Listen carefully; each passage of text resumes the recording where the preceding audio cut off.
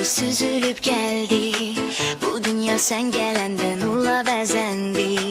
Adın kimi saflık, sevgi payısan, hayatımızın en güzel menasısan. Ad günün mübarek, aziz melek, seninle döyünür her bir ürek. Gülüşün hiç vaxt üzündən solmasın, her yeni yaşın uğurla dolsun. Ad günün mübarek, aziz melek, seninle döyünür her bir ürek. Gülüşün hiç vaxt üzündən solmasın, her yeni yaşın uğurla dolsun.